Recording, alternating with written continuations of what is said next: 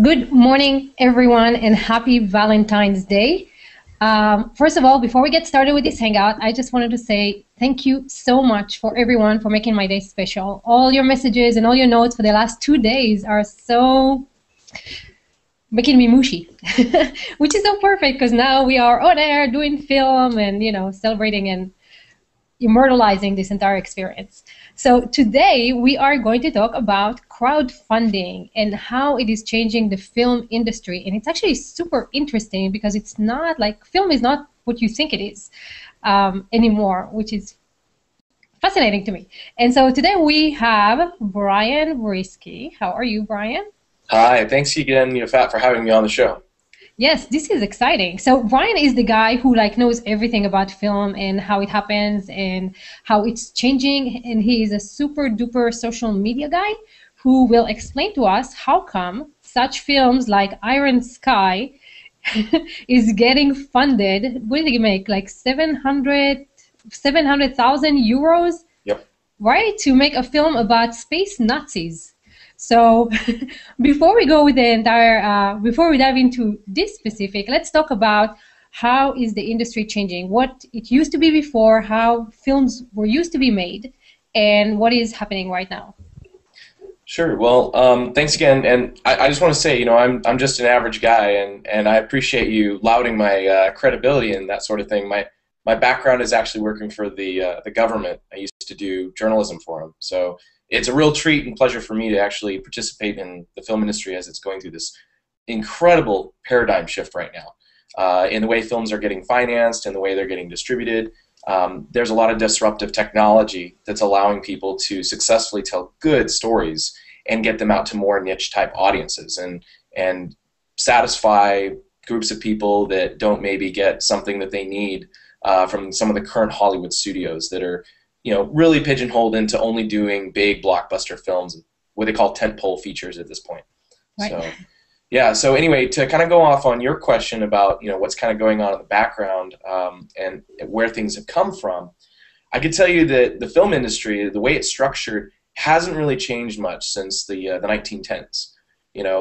At that time with the Nickelodeons or what Thomas Edison had envisioned, you make a piece of entertaining content and you hold on to that exclusively, and you make sure that when people come to see it, whether it's, imagine like some of the pieces that you'd go, when you go to the circus and you go to see the bearded lady, you pay your money, they let you in the tent, you get to see the bearded lady, and then that was your special experience, and it was exclusive to you, and so you could keep track of the exclusivity, and you could monetize your creative venture in the same way with film. You had a tent, some person stood in the back and turned a crank, and that was how the projectors ran, and you give them your nickel and you go and see it and then you leave. And they did that in a similar format. They just made it bigger with the multiplexes and that sort of thing, where it was all about exclusivity and you had to pay your money to be able to see something. But nowadays, it's really easy to get distribution out beyond just the theater. If people may not remember too much, but if you think about it, if you ever remember when the Little Mermaid was put into the vault and some of the Disney classics, well, what that was at the time was when VHS was getting really big and Disney was actually protesting from that type of format. They were afraid that people were going to pirate the VHSs very easily. It started to take away and eat away the exclusivity and the control that you normally had with cinema. And they finally found a way to monetize, and now they roll with it. And now you have formats from Blu-ray to HD DVD and regular DVD now. But you still were dependent upon seeing the theatrical experience in the theater, so they still had some control there.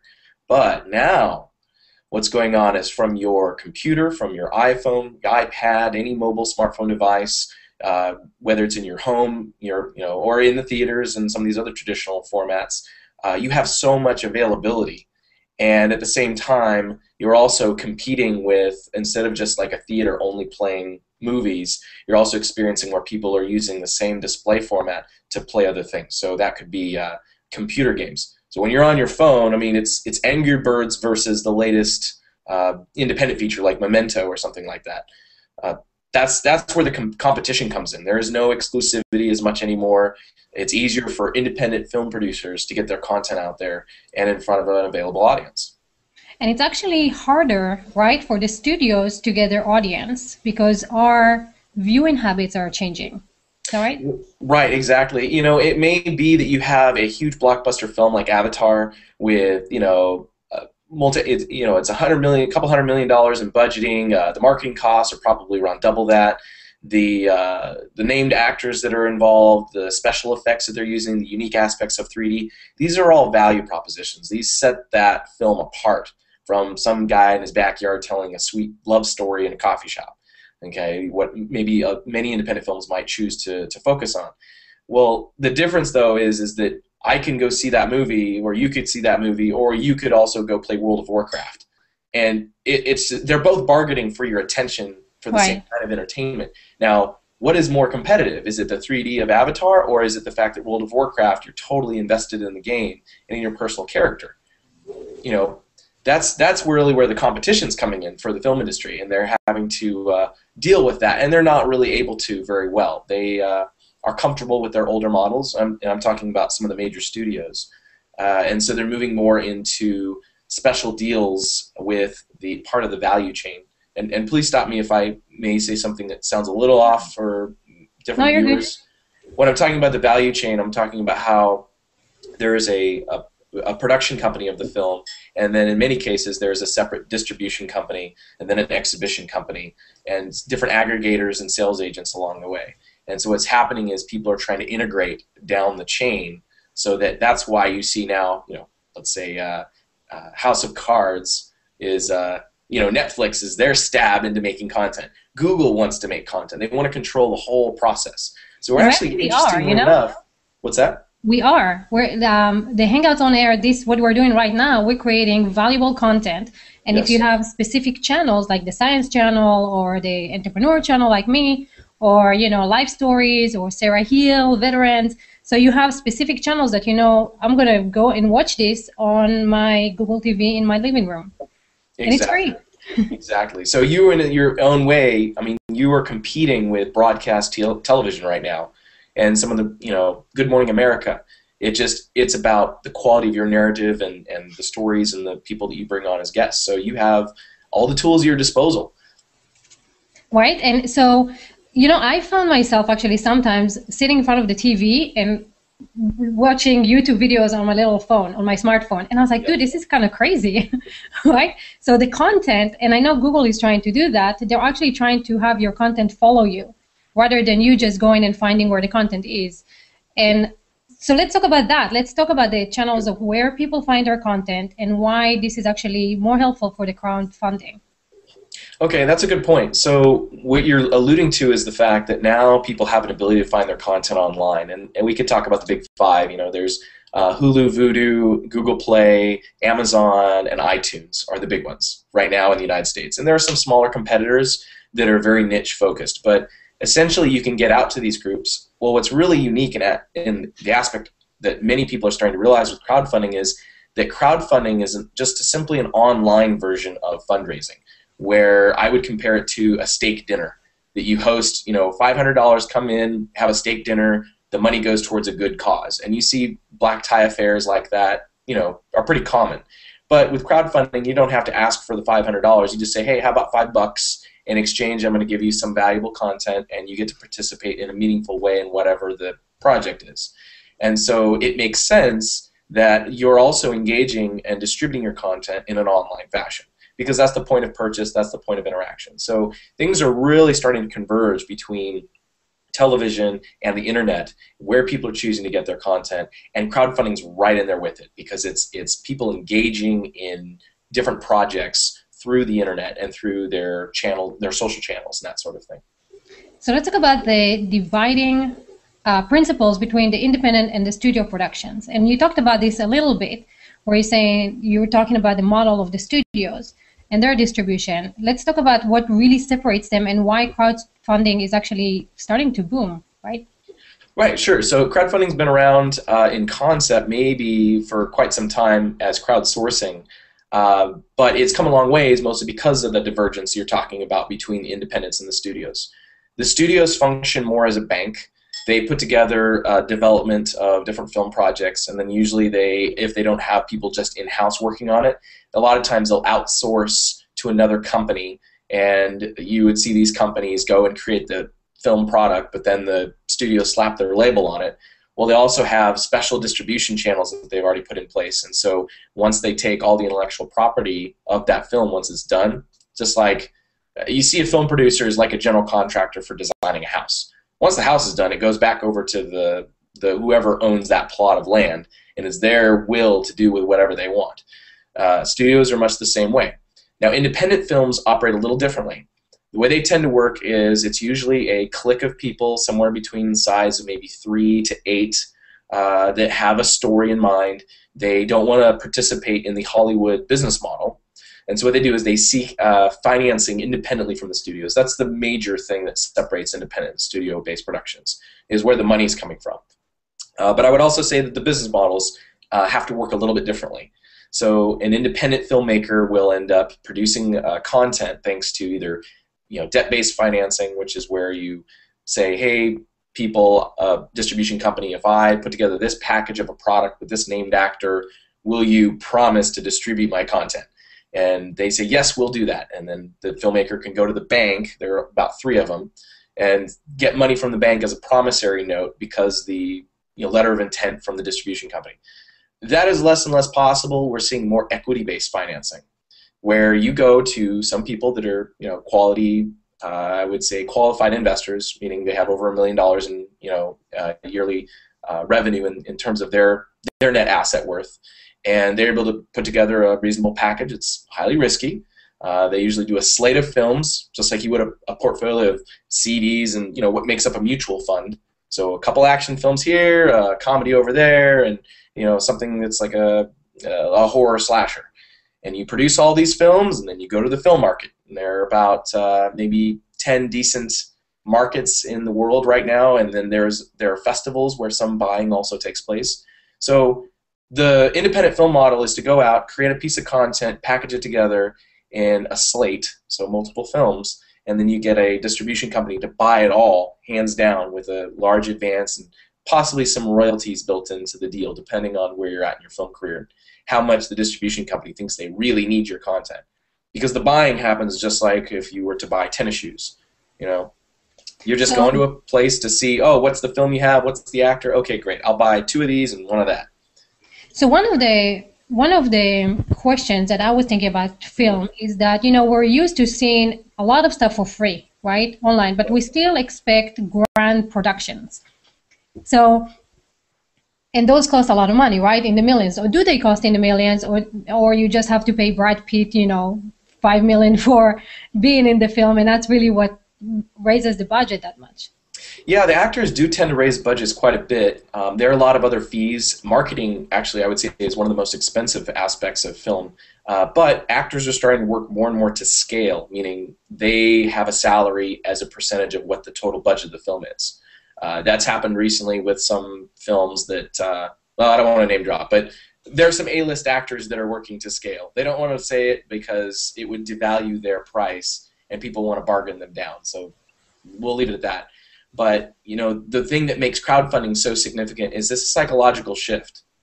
So the way arts used to be done, I'm talking back before the classical era, before Beethoven, you would have a patron, a duke would hire you to come over and play music at their house. Right. And film had a potential of being somewhat the same way, where you could commission somebody to go out and do a particular project. And we see that sometimes with grants and documentary type films. But crowdfunding has sent the reversal of, instead of using a sales model, we're seeing more of a patronage model, meaning that a good example actually would be Video Game High School.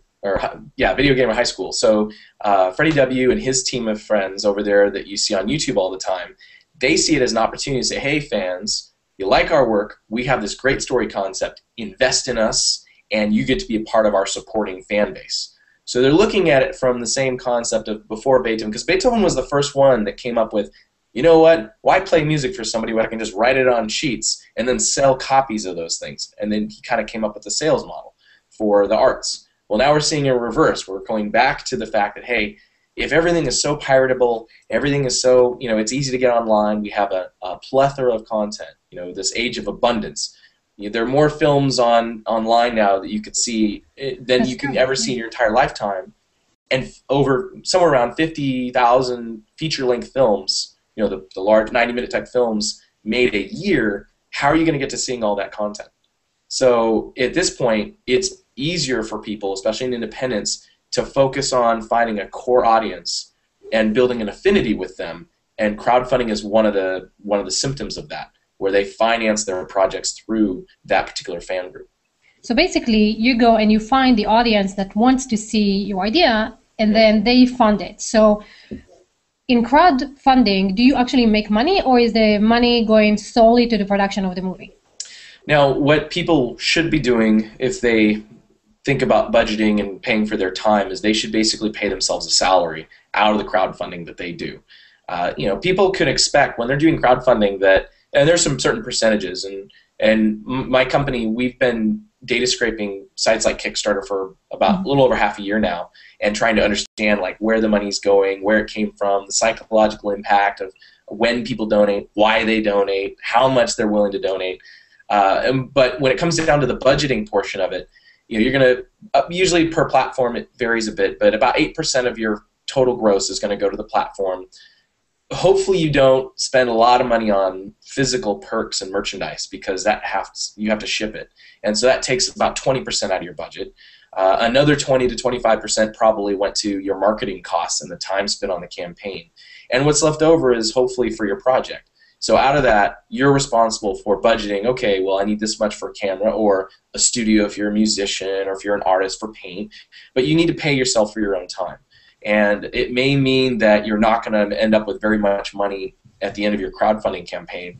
So hopefully what you did was you valued the people that contributed to you, and you stay in touch with them, because if they're donating to you the first time, they might donate again or do regular payments. And I'm not reinventing the wheel by saying that, because if you look at any nonprofit organization, they know they do membership drives and fundraising throughout different times of the year, or even better, they put you on a reoccurring monthly donation program. So $10 a month, that's better than trying to ask somebody to shell out $50 of their discretionary income at one single time. So what I like about this model is that basically you can contribute to your entertainment. So if you are, really into sci-fi movies, you can start investing in sci-fi movies, and they will come more. If you're into comedy, find a comedy production company, invest in them, and they will create more and more of the content that you're interested in. Exactly. And as we're seeing more and more transparency, because the content creators, whether fine arts or a musician or a filmmaker, what they're realizing is that once they have the trust of their audience, they have to be transparent with that audience. And they have to accept that there is some creative control that should be shared with the audience. I mean, you can't be a filmmaker and go make your own passion project and assume that people are going to donate to you. That's ridiculous. I want to give an example. There are some folks that are not actually far from you, Yafat, where you're at. They're south of you in San Antonio, and they did a crowdfunding campaign for a little over $171,000, called Unbranded. It's on Kickstarter. You can check that out. And what's unique about that is the fact that they said, hey, we want to fund this trip that takes us on these horses up through, the plains of Texas into Canada. And along the way, we're going to see these wild Mustangs. Well, this is a great opportunity to show this in a documentary format. Well, let's reach out to a really good cinematographer and some professional photographers to take video of this. Well, to fund the whole operation, they needed, some capital, and so crowdfunding made a lot of sense for them. But what they did that was smart was say, okay, yes, we're telling our particular story, but we're the voices or the mouthpieces for others that have a similar interest. So they reached out to at least 3 key major organizations. It's a cowgirl museum in South Texas. They reached out to Horseman Magazine, and they reached out to the Mustang Preservation Foundation, or something along those lines. And what they did was say, hey, look, we're going to tell your story, and or something that's relevant to you guys. Would you please share this through your mailing list? Will you please talk about us on Facebook? And they were able to generate a lot of money in a reasonable amount of time. And what I find so amazing about the project was the fact that their conversion rate, meaning the number of people that viewed the video on the Kickstarter page that converted, it was over 50%. So that means amazing. 1 in 2 people converted, which is incredibly, ridiculously awesome. Yeah. So I'm just like, all these questions are like running in my mind. So like, let's say I want to start, or you or anyone who's watching this want to start a crowdfunding campaign. What are the steps or the mistakes that they should avoid, and how would they go about getting 1 and 2 to join them?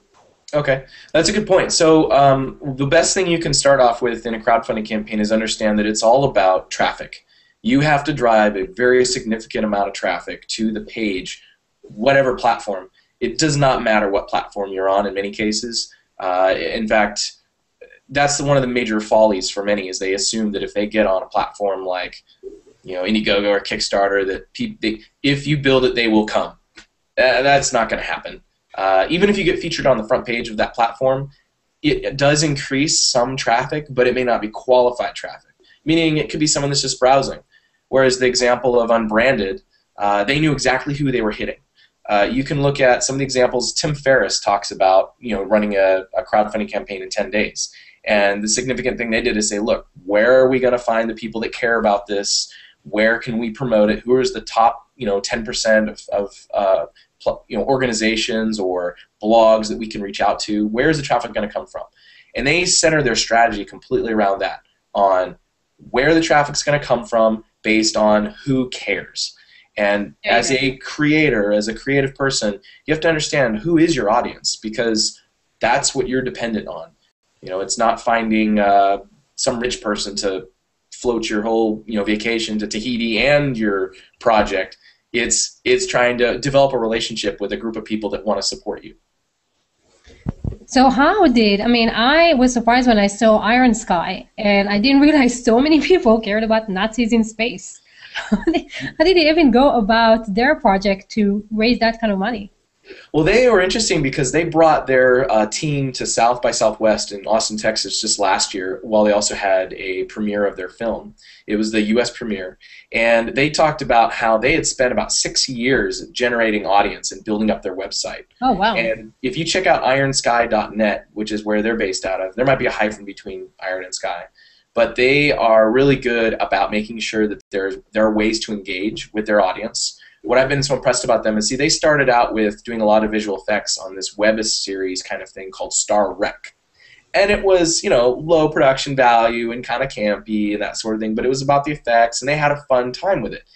And they started contributing and talking to their audience. And in fact, they've done a lot of really good infographics to explain the impact and power of them reaching out to their audience. They didn't pay to have a bunch of extras casting in their film.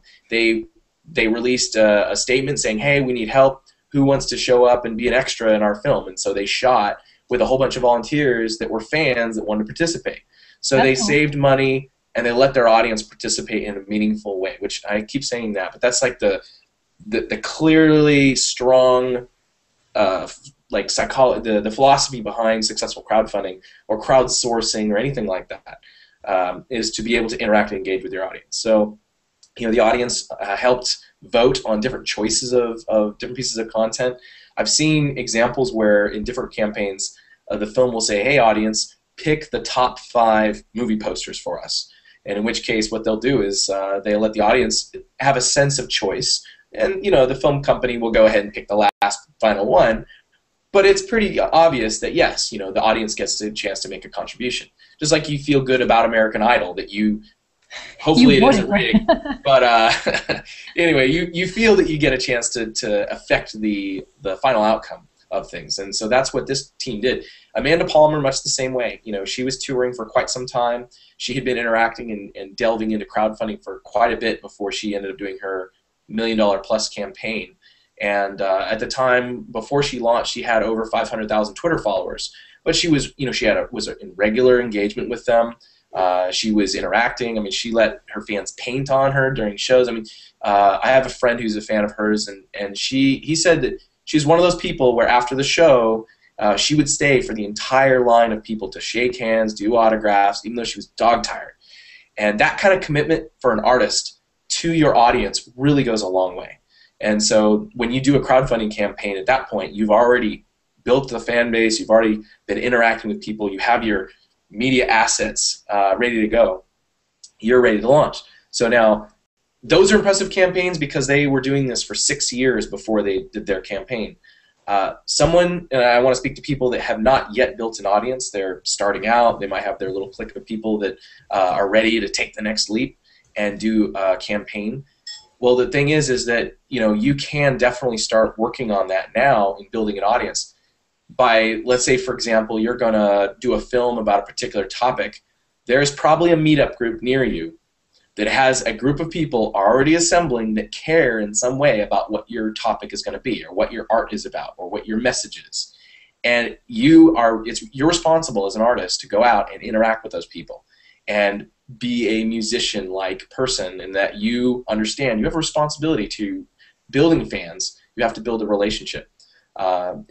Until you have that, a reasonable size, and I could say like, a mailing list of, let's say, 2,000 to 50,000 people, organization size, you're dependent upon organizations that already have amassed those members. So back to the example of Unbranded, they said, hey, we need to reach out to these other organizations and let them participate. And so part of the documentary, they start their journey on the horses from one of the corrals over there for the Mustang Foundation.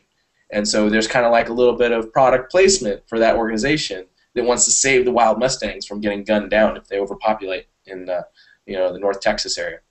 So the first problem I see is that a filmmaker or a creative person is not necessarily a marketer as well. And when you ask them to go out and interact with their audience and kind of do the marketing, maybe there's a little bit of a problem there, that they don't really know how to go about that. Yeah, there's a growth process for a lot of folks when it comes to branding, learning how to do social media. There is a preferred format, just like when you write an essay in high school. Introduction, 3 body paragraphs with each a different argument, supporting a conclusion and a thesis at the end. There's the same thing for social media. There is a right way to write a tweet and make sure that you're putting in a certain number of mentions and hashtags and the composition. If you don't know those things, there is nothing wrong. In fact, I highly encourage going out and linking up with a social media strategist or an internet marketer, someone that does web design. And these are people that need to be on your team. It makes sense. You're going to go out as a filmmaker and you're going to hopefully get a producer if you're not business-minded yourself.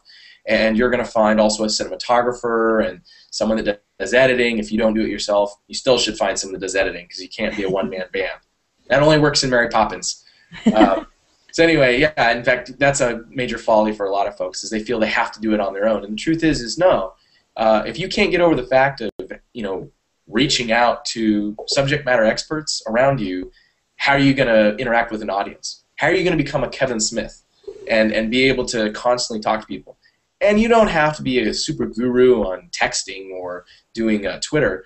You could just do blogs. Like Ted Hope is a good example in the film industry, who regularly comes out with different content. And sometimes he's sharing content that other people have written, but he wants to make sure that his audience is informed, and people appreciate that about him. And so he has a huge fan base, hoplites, I guess, hoplites you call them, I guess. But yeah, that's the deal. Reach out to a media expert, and there are people that are, from all ranges in their career, coming out of high school to, they've been working in SEO for, say, 6-7 years, and you start with buying a beer and you work into trying to find a way to afford them, because you are taking their time and their expertise. But a lot of times, I understand where younger filmmakers don't really know, they don't have a budget to start with. It is like a startup company. And so one of the things that they're faced with is just trying to ascertain basic knowledge. So it sounds like proficient, but do reach out. So you're getting into the point where crowdfunding and crowdsourcing kind of mix together, right? Because if you crowdsource, you can start getting help without paying for it. Yeah, I mean, you're still going to pay in some way. You should be reciprocating in some way. Yeah. The filmmaker, when you work in a business situation, a lot of what you're giving away is your equity. When you don't have money, you're giving a piece of your intellectual property to an investor. When you're working with an audience, what you're sharing is your creative control. You're saying, you know what, I don't care if my main character is on a skateboard or on roller skates. let the audience decide. It's a small feature that doesn't change the plot that much, unless for some reason roller skates is necessary to beat the bad guy, because that's like the prop at the end or whatever. But you as a filmmaker need to understand that you're not making a film for yourself. You're making it for an audience. And it is your job to be the vessel or the voice of that group of people. And the film or the music or the painting or whatever, that's just the medium in which you communicate a message that resonates with a larger group of people. If you can't figure that out, then maybe you're better off going back to the 1930s and working in the oligarchies of the studio system. So which one of the social media channels would you say is the best place to start? Because I know a lot of people just go to Kickstarter, put a project out there, and nothing happens. It's a ghost town. Yeah, I mean, there are some very strong channels in which to communicate with that encourages, what you're alluding to is like a conversion rate that's reasonable. It really depends where your audience is. Okay, if your audience is on Facebook, if they're strong supporters of different nonprofit organizations, use Facebook as a means to connect with them and have an honest and genuine conversation and solicit opinions. You don't have to take them all. Twitter is a great way to do it. It takes a little bit more of I would say, an energy, and you got to keep up on it and checking all the time. It takes a lot of energy for me, at least. That's not what I'm as good at. Blogging is also really, really strong, and I feel that for larger amounts of content that's significant, that's good. I'm really fascinated in looking into, as I'm exploring these different channels and looking at what's really converting. As we study this analytically, we're working with some folks at the University of Texas right now. Their master's program over at Macomb School of Business is actually setting forth people to figure out what details success and where's the money coming from. What they're learning and we're working with them on is whether Google Hangouts will have a significant impact. And I'm really much a fan of the idea because it gives a chance, like when you look at Obama's address and, for example, the Dark Horse was a film done by Ted Hope and his team. They actually held a little bit of a conference on I believe it was Reddit, and they were communicating with that community there. Well, they're also exploring different other opportunities in which to sit down and do a Q&A with the artists and also with the actors. So you don't have to just see the behind the scenes of the film through the BTS. We call it behind the scenes. At the DVD, on the DVD, you can actually engage with them during the process of producing the film. And what does that take? Friday night, have everybody go out and buy the VOD of the film, and afterwards come and join us for a hangout about what took to make the film and where we're at and what the next project is, and really build that connection with the audience and have a community out of it. I love it because I think, like you, the technology is now making it so, I call it the Cheers effect. So where everybody knows your name. So if people are using Hangouts and technologies to actually get to know their audience or their supporters or their fans, everything will become closer, right? The relationships become closer. You'll feel you're engaged. You have a contribution. You have a little voice that actually makes a difference, and it will ripple. I mean, the joy, everything that will come out of it. So I guess my next question is: are people not going to get paid that much for film anymore? I mean, we're not going to see these $10 million or $50 million film with effects and everything. Everything will be done through YouTube and Netflix. Are theaters going away? It'll be interesting. So just in the way print format, I mean, look at industries before film. So print is ahead of music and music is ahead of film, and film is really slow to figure things out. But why change what they think is working, right? I mean, I look at the fact that VOD is still considered an afterthought for distribution. To me, that's kind of ridiculous. Talk about what is VOD? Video on demand. I'm sorry. Video on demand. Thank you for stopping me for using jargon. So video on demand or pay-per-view, that is going to become more and more of a major player and can push significant revenue into the hands of filmmakers. Though people aren't excited about it in the film industry because they don't think it yields a lot of profit. Well, they're also not putting a lot of marketing into it, so duh. But what we're seeing right now, and I'm going to try to predict or prognosticate the future in a little way based on some significant actions that have taken. So platforms like Kickstarter have actually joined forces in a strategic partnership with the Sundance Institute. Sundance Institute is a portion of the Sundance Film Festival, which is one of the premier film festivals in the United States right now. And it also has a channel where you can distribute films, meaning just like through TV, and they're looking at some, they may already have online options. But what's significant now is you'll see a filmmaker possibly fund their project on Kickstarter and then get into cahoots with the Sundance Institute because there's a connection there, and then end up on the Sundance channel. We've already seen a platform like Indiegogo form a strategic partnership, and actually I think they're also own Distribber. Distribber is a type of aggregator and sales agent group that for a fixed flat fee you can get on multiple platforms. Jason Brubaker is a good guy to look into that speaks more about that. But and he's also Yafat, someone I think you would really enjoy chatting with because he's really understands internet marketing the way film would be able to use it. But yeah, so what'll happen is we're seeing almost like a resurgence of the oligarchy again. Same fact that Amazon signed a contract recently with Disney to distribute exclusive content, which is a huge angry point of contention for many of the other distribution platforms. So what we're seeing is that while the oligarchy that I'm speaking of was the 1930s, where the studio did the production, did the distribution, and did the exhibition. And because of antitrust laws, the government broke them up. Well, now we're seeing where these crowdfunding platforms like Seed and Spark, Indiegogo, Kickstarter, they're now having their hand in the fundraising and the development process of films, and then they're able to kind of pass it on to a finishing funds kind of organization or a exhibition distribution kind of organization. So we may see where people, an artist, hopefully it doesn't go too far, where you see now these YouTube content creators become, say, YouTube partners, and then now they're locked in and signed permanently to YouTube, and they got to distribute on YouTube Play. And so we see where instead of being a free agent model, we see, well, are you just like Mac versus PC kind of thing? It's all or nothing kind of deal, where you're Indiegogo to Distribber and out, or you're working with Kickstarter to Sundance channel. Will people get locked into this? Time will tell. But I'm seeing that that's kind of it's protecting profit margins, and it's a strategic advantage as now everybody and their mother can set up a platform now that streams video content. So even though Google Play is competing with Hulu Plus and some of these others, good grief, there are in Austin, Texas right now, there are 2 new video platforms. One's called Film.tv. They're offering free entry to put your content on there right now, and the funding goes directly back to the filmmaker. They're not looking for a cut. Their angle is they're there to help you market it, which is the one thing that nobody has figured out yet. How to market films?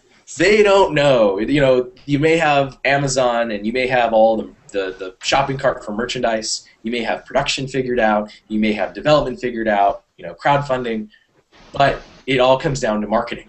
If you can't market your idea, your Kickstarter campaign will not be successful, or your crowdfunding campaign on Indiegogo or whatever. If you can't get it to the right audience, nobody will see it on iTunes. There are a lot of folks that are friends of mine that are very smart people, but they're still frustrated because though their content gets on iTunes, iTunes has so much traffic, but their stuff falls along the queue somewhere that people never get to at the bottom of the list. Maybe because they put Z's in the title, and so alphabetically it shows up at the bottom and nobody gets to it. Brian, could I ask a question? Sure, by all means. I've got a really old school background in what you're talking about. I mean, this is back when we were cutting film. Oh, good. Very different. But I understand what you're saying about video on demand and these other channels. However, in terms of distribution, wouldn't it be logical that this is going to go through a growth process very similar to what the film industry did initially, where people were locked in by contract to a distribution channel or another, and then grew out of that to the point where there were multiple channels of distribution that could be used?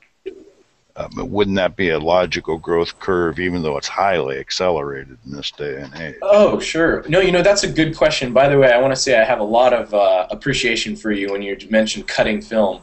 I actually learned before the nonlinear systems. I did learn on those back in the day for journalism. So that's awesome that you got that experience. I think maybe I was doing it different with 2 wheels and a knife and some tape. Good. Oh, all right. I mean, this was real old school. But yeah, excellent. No, I've done 16 millimeter and sound and all that stuff. So I've got some background in it, and then thought I was too smart to finish film school, and that cost me a little bit. But I'm very interested in what you're saying. But isn't this also, and let me back into that same question, yes. Isn't this also for indie productions, what we traditionally call the indie school? I've got the Newport Beach Festival, and you've got Sundance and that sort of thing. That's not where you're going to find Stallone making $5 million profit, isn't it? Right. Am I seeing that right? Well, yeah, you're going in a good direction with that question. So let's take a look at the fact that, yes, there is growth in any industry with new platforms, and there is an accelerated S-curve. And for our time with VOD and pay-per-view, it may be very short in terms of the maturity. What we do have exactly right now is last time I checked, it was about 56 platforms worldwide. Okay, whether you're in B-Sky-B in the UK, Orange Network, the big 5 here in the United States, like iTunes, Netflix, and so on. What I'm seeing, though, in the contracts that are coming with those deals is that the filmmaker, it's non-exclusive, meaning that you can have your independent film and you can distribute on all these different platforms as long as you meet their criteria, which a lot of it has come down to getting the right deliverables and having it a decent production value. You can get on these platforms all at the same time. It's not exclusive. It's very open. The fees to get on them, you probably, if you're a studio, you can get a better price fix. For example, when you're working with someone like, say you have Avatar and you go to approach Netflix, they do for a flat, advance, a flat amount of money. You're not getting pay-per-view or royalties or anything like that. They're able to dictate or command a larger amount of money from Netflix, because they have Avatar. Who's not going to want to see that? Now, the independent filmmaker, they might make maybe a 5-figure sum when they're selling their film to that platform. If they go to someplace like iTunes, they could see some around maybe a 30% cut goes to iTunes, and the filmmaker would, whoever's distributing and is in the middle there would get their cut. So Amazon's around 50. They do a 50-50 split, so it's not as enticing. But what we're seeing right now is that as an independent, you aren't locked in contracts to which platform you use, and that there are better deals with different ones depending on how much money you want to make or what's easier to drive traffic to. But one thing to also consider is that regardless of what platform you get on, you're still primarily responsible for driving the traffic. They just offer you the convenience of already having a bunch of people on there trolling their site to look for good content. And so it is becoming more and more democratic for the film industry, whether you're an independent or a studio. They both can get on these platforms at the same time. So does that answer your question, at least in a couple ways? Well, yes, and leads me to another, if EFAT doesn't mind me following up. No.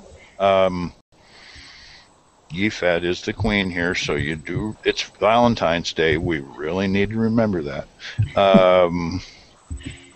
Is there a directory of all these services, Brian? Is there a specific blog that curates what's going on, to use the current term, that curates what's going on within those platforms? Yeah, there are different companies that are keeping track on these evolving industries, like what's going on in Brazil right now. And I would recommend, there are a couple people that I think are highly credible and have some good experience to start with. One is Stacy Parks at filmspecific.com. The other one to touch base with is Jason Brubaker. He's on filmmaking stuff. And one of the other groups... Brian, would you just give me these names and we'll add them to the comments below? Oh, yeah, definitely. We'll do. Yeah. And then the last one that I encourage you to check out is the Film Collaborative with Orly Ravid and her team over there. It's an amazing group because what they do is they actually, for a really low flat fee, we'll do a lot of consultation and talk about your distribution opportunities and channels. I find right now there is no massive like professional directory, and it just takes some due diligence to find all these.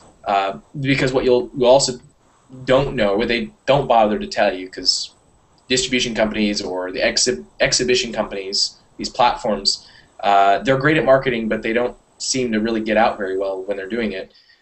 You may have a company that, say there's a couple in Scandinavia, but they're actually owned by HBO. So the confusion is over whether you're supposed to approach HBO and specifically ask about their Scandinavian video-on-demand distribution platforms, or you approach that group directly. So there's a lot of hunt and peck for a lot of these, and there are some changes as certain companies are buying others. But the VOD market overall seems to be settling down quite a bit, and so you're seeing some of the major players. And I would just encourage you to check out those 3 resources and then continue to explore what other options exist, because, like I say, there's a group called OnBuzz that's based out of Austin, but they're national, and they go for family films. That's what their content is designed for. And they have both the freemium model, so you're basically paid by ads, so it's ad supported, or they also have the pay-per-view model in their platform. So you can put your film on their pay-per-view, and then once you feel that the run is over, meaning enough people have seen it, they're willing to pay for it, you can switch it over to the ad model if you're not getting enough views and that sort of thing. So these platforms are very flexible, and it seems like there are a lot of more options for the independent filmmaker this time. Not that I'm ever going back in the film business, although I've got a couple books I'd like to see produced. Mm-hmm. And I should have been a producer, not trying to be behind the camera. Do you find that there's I hear you talking about theatrical films. However, it was my experience previously that the indie film that was probably easiest to get funded was the documentary on a specific subject that had a specific audience that you could go for. What's your feeling about that? Sounds like what you're saying is like find a group that is interested in something and then go do a documentary about what they're interested in? Well, for example, I'm pretty passionate about, you mentioned horses and Mustangs and all that. I'm pretty passionate on some areas of that subject, and could build a script or build a story platform around that. I could storyboard. It's what I'm trying to say, Brian. Right. I could storyboard that. Mm-hmm. Then that has a very specific equestrian audience, and then secondarily, you've got bleeding heart liberals like myself that'll just jump in because of the poor horses. Oh yeah. And so you can appeal to both those groups. Is that a viable way of approaching? Is documentary viable in this platform first? And is that methodology of approaching a documentary viable in your opinion, or at least semi-viable? I'm glad you brought up this question, because this is a perfect question to answer the differences between, say, a genre and a theme. So like you expressed, the documentary is very easy to target a group of people because they care about a theme, whereas you see a lot of other narrative films, let's say, so the fiction-based films, they tend to be more on the genre. So you hear words like an action, thriller, slasher, romance, comedy. Now, Western. Yeah, Western. Yes, exactly, right? So you've seen me, Brian, excuse me, you've seen me for the very first time on the EFAT show, and I don't have my cowboy hat on. Oh, my goodness. Because I honestly am a Westerner, but I forgot and left it down in the car, and then I saw her come on the air, so nobody recognizes me. So anyway, sorry to interrupt. Oh, you're fine, you're fine. So it's excellent that you brought that up, because what basically is happening here is that we're noticing that with online marketing, it's easier to find a particular audience to do both narrative and documentary, like what you're asking. The difference from the past is, let's say you want to do a Western film. The film industry would use big data to say, okay, there are so many males between the ages of 25 and 38, and another category over that are into they're buying this much type of music. They probably shop at these stores, And they're trying to just use a real general concept for, because you fit this profile, you must probably want to buy the film. And they set their entire budget to that and their expectations on distribution. Well, now what you can go do is you can do some basic sleuthing, and there's some tools for this, some you have to build, that basically tell you, all right, how many people are out there on Facebook that have friended or fanned a site about Westerns and horses and equestrian society? And you know, oh, well, the audience for this is only so many million. Well, then if even a certain portion of them convert to purchase and participate or pay for the film, you're only going to make this amount of money back. And so you can set the budget and the size of your project to the actual audience. And instead of making your film based on, well, I'd love horses and it's going to be a Western as a genre, now what's the story? Oh, it's a love triangle between a man, his dog, and his horse. One's got to get put down because he doesn't have the medication for him. You know, maybe that, I'm just throwing that out there. But is that really that's going based from a genre perspective? I would encourage people to look at it from a theme perspective. It's about trying to save animals' lives and the relationship with man versus animals, a caretaker. Well, that was very good. You know, what the that was a nice responsibility. conversion in the way you just did that. Exactly. So you're looking at it from when they talk about the new film paradigm shift, they're really talking about the way you think about approaching film.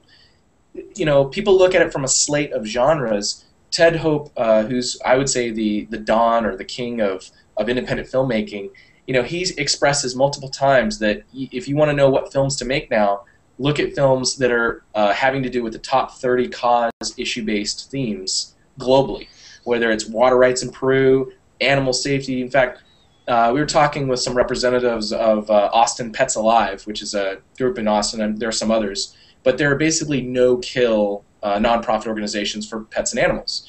You know, they're animals that are on red alert. They're basically going to have to euthanize them.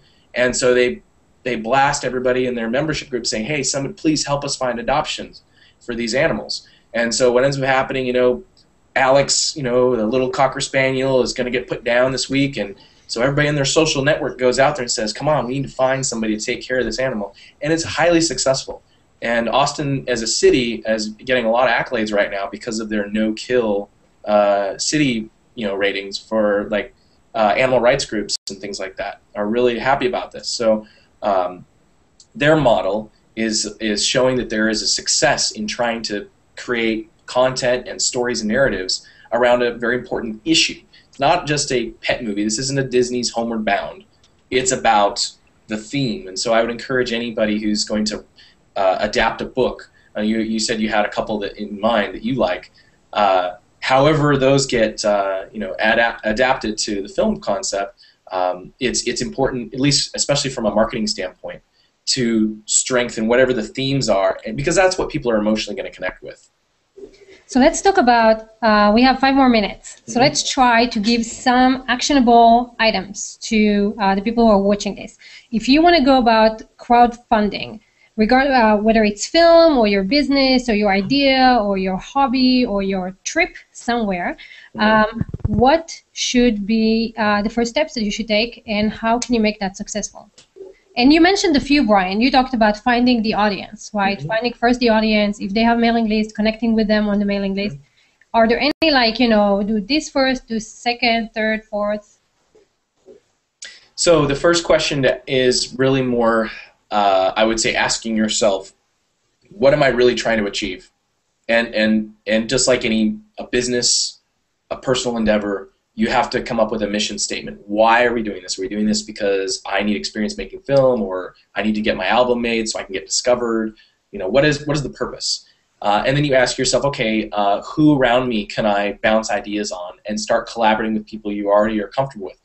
You can't DIY. DIY, I want to make t-shirts that say DIY stupid, because people think DIY means you do it all on your own, because if you don't do it on your own, then you don't really deserve the credit that you get.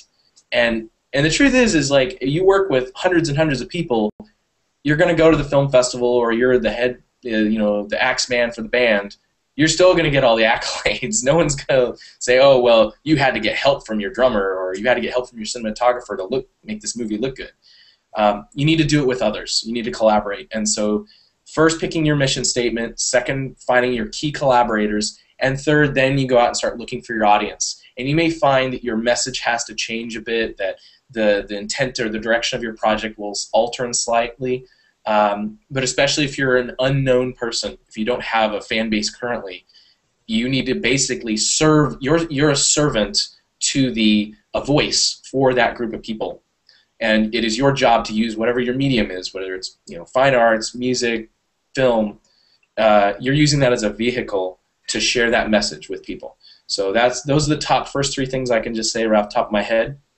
Everything else beyond that is a little more technical. And so I would say, the next step is to sit down and start doing some math on, okay, if I need to raise this amount of money, how many people have to donate, therefore how many people do I have to ask? And use a 1% conversion rule unless you get, a tighter bit of math and formulas. I could plug myself here and say that our company does reports on the technical aspect, but I think that most people, what they're really needing right now is just the first three. It's figuring out what their mission statement is, who are the key collaborators, and then going out and actually finding their audience and kind of vetting their ideas with them. And not get attached to your idea, right? Because it's going to change if you're crowdsourcing and crowdfunding. Yeah, I mean, you're not giving equity up to people that are crowdfunding you, that are supporting you through patronage. You're sharing creative control. You don't have to share a lot, but you need to at least allow them to participate in a meaningful way. So we are almost on time. Any other question, guys? Are there any projects that you need crowdsourcing or you can use crowdfunding for? No questions, but I wanted to interrupt Stuart. I wanted to interrupt him earlier, but didn't have a chance, so I'll interrupt now. I did get a little bit kind of taken aback because there's no cowboy hat, but I finally recognized it was him. And he mentioned something about being, Happy Valentine's. Valentine's is no big deal today. It's Ifad's birthday. That's what's a big deal today. So happy birthday. That's right. Thank you, Oleg. This is so sweet. I'm 21 again. But in terms of stuff, Brian, pleasure to listen to you, by the way. One of the things that just wanted to bring in for anybody who is, looking into this, I had an experience with an organization called Pledge Music, which is a crowdfunding type organization for musicians. And the particular project I was participating in as a contributor, basically, in terms of being one of the crowdfunding people doing the actual funding, was for one of my favorite musicians of all time. So it was a very simple deal for him to sell this thing to basically an army of folks out there like myself who will pay almost any amount of money, not literally, but will definitely pay $15 to get his CD when it comes out. He's a world famous known guy in this particular style of music. And so it's easy to see how for somebody who has that kind of notoriety, it's no big deal for them to come up with the money. Not that they really needed to crowdsource it, crowdfund it, but they did. And they got it, and it was. But in terms of them, there was no control. He was not giving any control in terms of what they're doing. All he was doing is coming up with the money to pay for this project. But because so many people know him, he doesn't have to give anything up there. And I think with most people who try to do independent films and things like that, they're not in the same boat. Nobody knows them, and so that becomes a totally different story. But I think in terms of if you look at internet marketing in general, how people used to do it a few years ago, and a lot of people still do it now, you had the concept of affiliate marketing, meaning you have other people sell your product or service, and as part of this situation, they would get cut of whatever money you would normally make for basically like a referral fee, if you will. And so I think in this crowdfunding thing, you have a similar situation where you have somebody's putting on a film, you're able to participate, and you're not necessarily getting a cut, but the idea of participating in the project so you can get something out of it.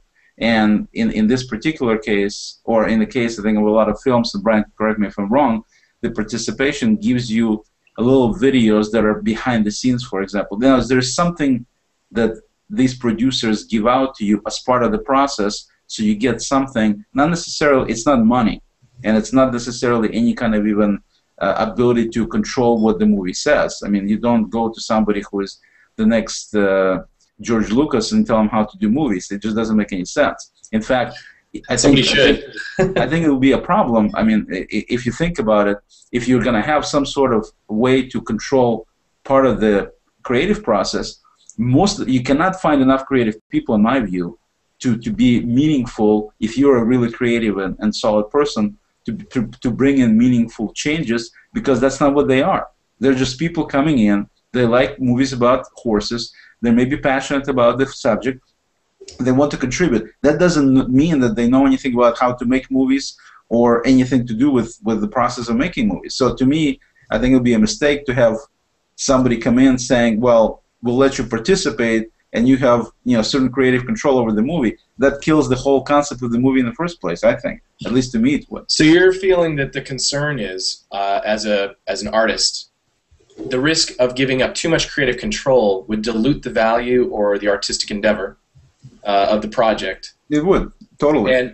And also you're suggesting that the people that are already famous don't ever need to give up creative control because of the fact that they're already famous and they have a fan base that's going to support them no matter what. Exactly. Okay. But in case of this other deal that I was saying, the earlier part is that, if you're talking about people who are participating in some kind of project they believe in, the fact that you're feeding them certain things that they would like to get, as their interested parties, like you mentioned, that I think right there is the key thing to keeping them on board.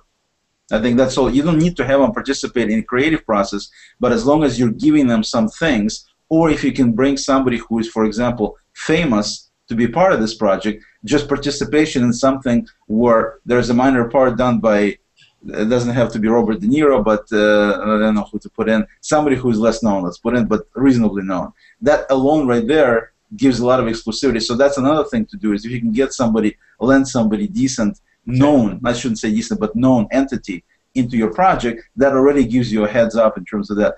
But this deal with feeding people something for free, that's the key thing of keeping people interested, because... Well, free is one way to go. I would have to agree with you in the aspect that it's nice to get free merchandise. I mean, everybody loves to have cool stuff to decorate their place with, and, above their computer monitor between Google Hangouts to admire. Right. But at the same time, there's a career process. So, for example, the musician that you're referring to, they at a time were probably having to cater to the needs of whether it was club owners or whatever, even the audience, what song they want to hear during that set. Even the filmmaker, until you're Joss Whedon, you have to write scripts to spec, meaning whether it's an investor or a studio, they tell you exactly, this is what we want, here's the criteria, you will fit within these confines, otherwise we can hire somebody else. And until this you guy is move into beyond Joss Whedon. Career, what's that? This guy is beyond Joss Whedon, so he's on the ball. I mean, he's above. Yeah. So the cool thing, what I'm seeing with crowdfunding right now, is that yes, your master is not the studio or the publisher or the label that's asking you to do a certain type of content. Your master is the audience. They dictate whether they want to support you or not. So the ownership or the who's in the hot seat really is in control. And as an artist, it is your job to make sure that you're pleasing your whoever's the hand that feeds. And at the same time, you want to maintain your own artistic integrity.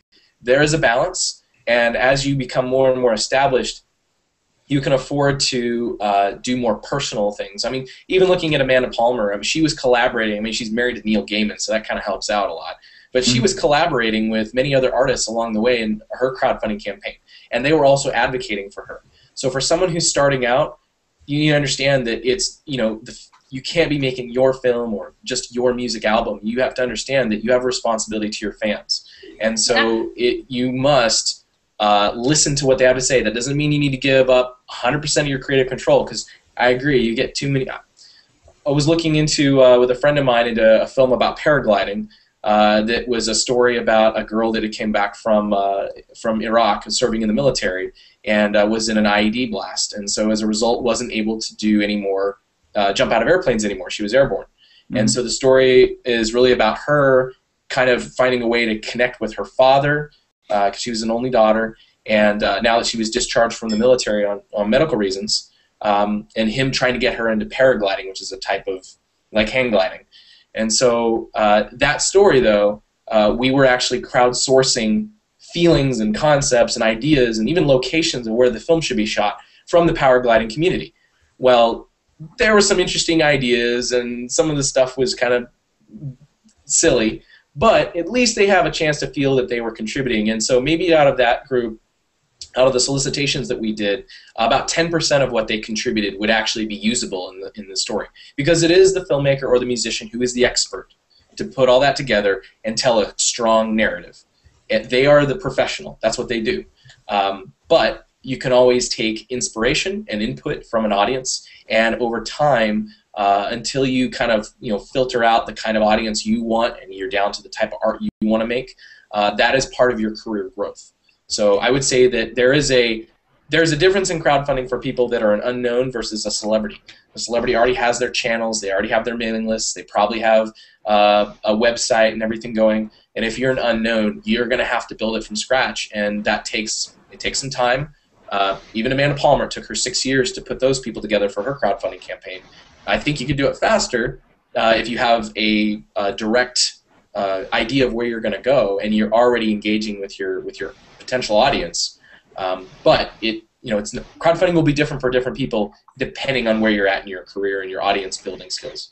Guys, we are 7 minutes over time. Hold on a second. Okay. Two things. One, Stuart has something to finish, and then Daria Musk is an awesome example of this. She built her entire career from crowdfunding from Google Hangouts. So, and even though that's music, it might have been a little bit easier, but she did it in a year and a half. She has over, I think, 3 million followers now, and she gets a bunch of, shows on the road and funding and cell phone companies to fund her Hangouts. Excellent. And she does it all on Hangouts. So totally viable, totally possible even here. Stuart, and we're finishing. Yes, just one thing, because I had it happen to myself in Hollywood years ago. If you've got a specific story treatment, a specific story idea, and you write up a treatment, you're ready to start showing it to people, please register it at the Writers Guild. Brian will shake his head going, yeah. There was some years ago, a major motion picture with a major star. It was her first actual acting role. She'd been just a body before that, and I wrote it. At least I wrote the story treatment, and they changed it. But I made the mistake of shopping it all over Hollywood as a kid. I was in my 20s, and just shopping it with everybody, and got blown out of the water.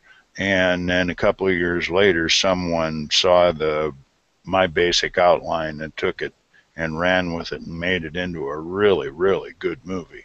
So I'm very proud of being part of it, but please protect yourself. Whatever your creative endeavor, protect yourself. That's in every business, right?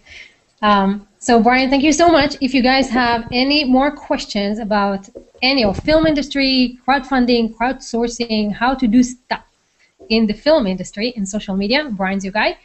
You can follow him on Google+. And Brian, any other places they should find you? Yeah, I'm really actually easy to find through LinkedIn, and I'm quite approachable. I mean, I don't bite. The biggest thing that I'm working on, what's that? Only in person. I know, right? So what ends up happening is that I'm working with a bunch of people at different levels, mostly with academia right now, to flesh out some of where these business models are headed for film. I'm really excited about where music is evolving. The key buzzword that everybody should walk away with outside of crowdfunding is called direct-to-fan marketing. This is something where everything is going online, and yeah, there'll be a place for the theaters, and that isn't totally going to go away. But especially depending on where you're at and your ability to get good distribution channels open to you. If you got to go kiss the ring, go do that. But online distribution is much easier. It's more democratic. The price fixing is a lot lower. You can engage with your audience, and I would say more importantly, they would also purchase. Check out the ironsky.net site for the movie Iron Sky. They're selling merchandise on there. And they're learning some lessons, maybe even that Disney's actually on the heels of as well. That's why they're buying all those franchises. They realize that the films aren't going to be the ones that make them all the money. It's really all the merchandise that goes with it. That's why George Lucas gave up the movie rights, but he kept all the merchandising rights. So, like Toy Story is basically a big commercial for toys.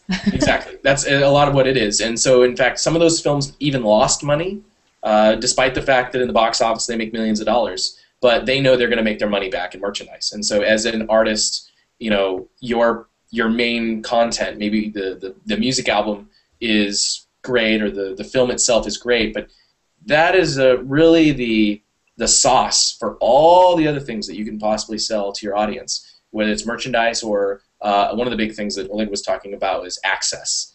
Being able to get special behind-the-scenes footage, invited to go have lunch with some of the director and the producer, meet the actors, do a Google Hangout with them. I mean, there are all these different types of ways to allow people to participate in a meaningful way. They don't always have to influence your creative control or anything, but at least give people a chance to participate somehow. So thanks so much, Brian. And again, you can find him online. And thank you so much for joining us, all of you guys, and your great questions. And we'll see you next week.